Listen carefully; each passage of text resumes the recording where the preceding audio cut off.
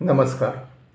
आज मी प्राध्यापक MP पाटील सरांच्या महाकाव्य काव्य समजलेलं उमजलेलं या पुस्तकातील राम जोशी यांची छेका पन्हुत्ती या प्रकरणाच्या मी पाडलेल्या 2 भागांपैकी पहिला भाग वाचतो.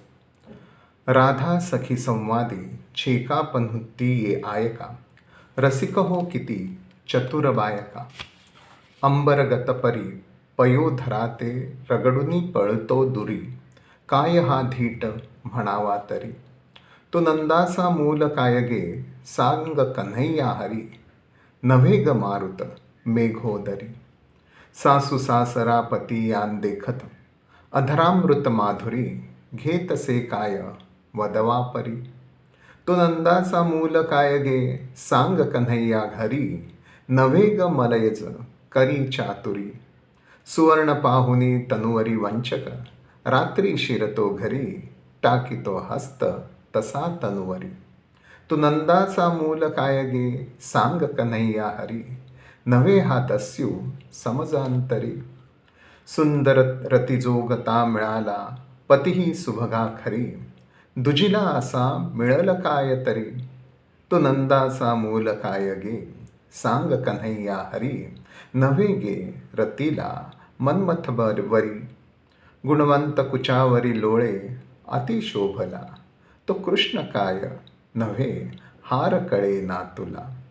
बाई अंगमर्दनी अति सुखकर वाटला, तो कृष्ण काय नव्हे कर दूतीचा भला.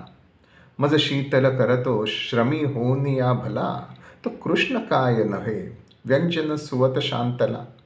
या परी निज संतोषे वर्णी पुसता यदू नायका, लोपवी मुरलीच्या गायका.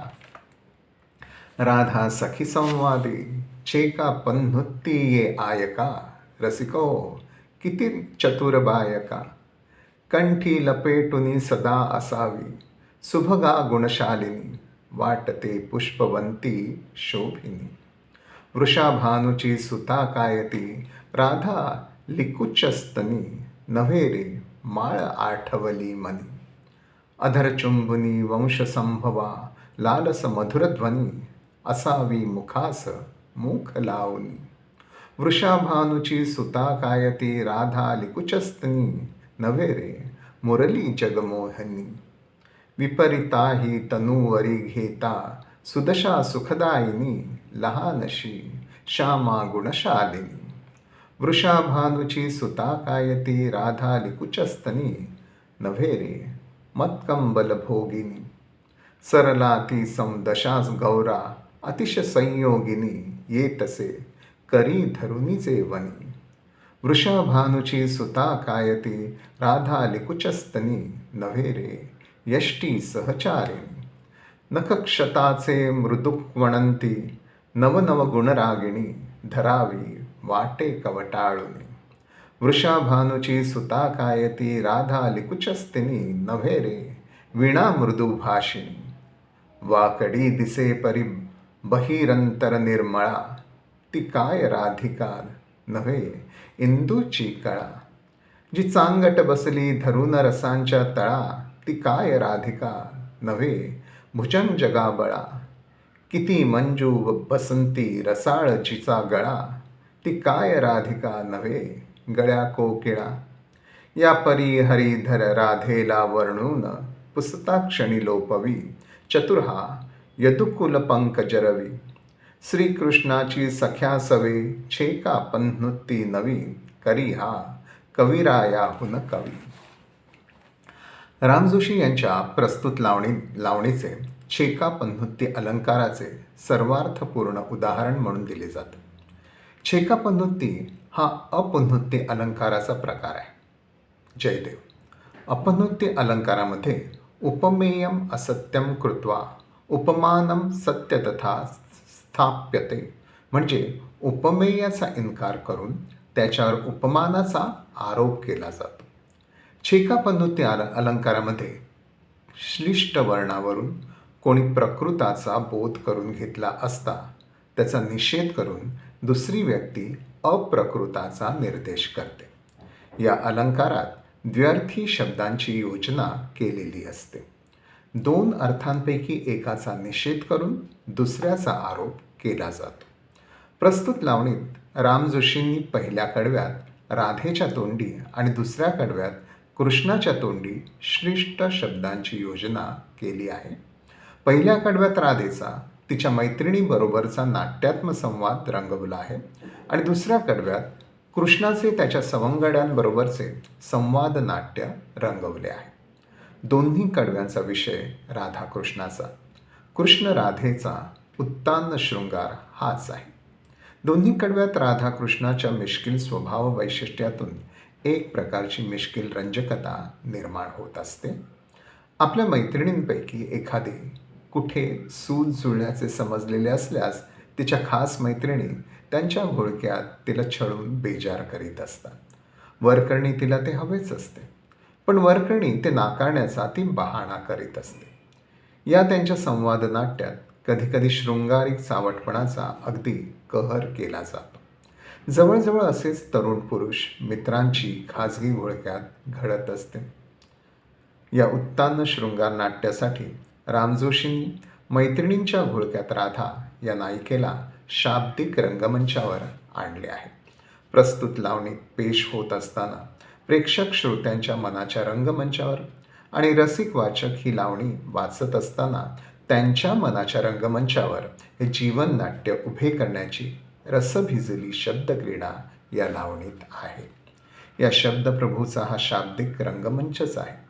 लावणी सादर करताना शेकडो प्रेक्षक श्रोत्यांना आणि लावणी वाचत असताना शेकडो वाचकांना हा लावणीकार शृंगार रसात भिजवून काढीत आहे.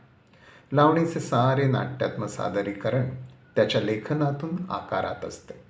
या अपंधूत लावणीतील सारी मिश्किली, उत्तान्न रंजकता संस्कृत शब्दांबरोबर तो जो लपवा छपवीची क्रीडा करीत आहे त्यातून उभी राहते आहे. संस्कृत शब्दातील विविध रंगी अर्थवत्ता आणि संस्कृत भाषेतील अलंकारिक प्रतिमा यावर येथे राम जोशींचे निर्विवाद प्रभुत्व दिसून येते.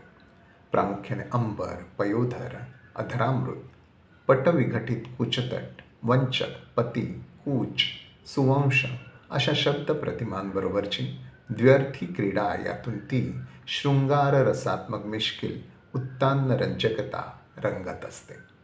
प्रारंभालाच हा लावणीकार श्रोत्यांचे अवधान औत्सुक्यवर्धक प्रस्तावनेने वेधून घेत आहे. श्रोते हो, राधा आणि तिच्या सख्या यांच्यातील छेका पन्नुत्ती ऐका. जीमध्ये बायका किती चतुर आणि चतुरभाषिणी असतात ते ऐका. राधेने द्व्यर्थी शब्दांची योजना करीत कृष्ण कन्हैयाबरोबरचा तिचा शृंगार लपवायचा आणि सुचवायचा आहे आणि तो लपवलेला सुचवलेला शृंगार मैत्रिणींच्या सहसर्जक मनात उघडा होताच तो कृष्ण कन्हैयाच्या बरोबरचा शृंगार ना ग असं चावट प्रश्न विचारताच नाही ग अशी उडवाउडवी करीत सुचवलेला शृंगारिक अर्थ लपवत दुसराच अशृंगारिक अर्थ सांगायचा अशी ही एकूण लपवा छपवीची छेका पन्नुत्ती श्रोत्यांना चमत्कृतीचा आणि शृंगाराचाही पुरेपूर आनंद देत असते. एकाच शब्दाच्या पहिल्या अर्थाने ती शृंगार लपवायचा आणि सुचवायचा आहे आणि त्याच शब्दाच्या दुसऱ्या अर्थाने तो शृंगार नाकारून दुसरंच काहीतरी सांगायचं अशी छेका पन्नुत्ती पहिल्याच चरणापासून सुरू होते. काय ही त्यांची धिटाई.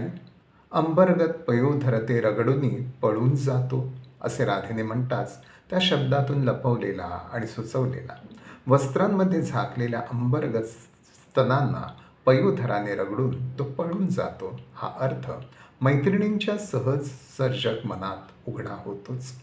तो नंदकुर किशोर कृष्ण कन्हैया का असा चावट प्रश्न विचारताच राधा तो अर्थ उडवून देते आणि त्याच शब्दात असलेला नाही ग आकाशातील अंबरगत मेघांच्या पोटाला पयोधराते ढुसाण्या देऊन रगडूनी पळून जातो तो वारा मरुद ग हा दुसरा अर्थ सांगते अशी मैत्रिणींना झुकांडी देते. इथे हा भाग थांबवतो.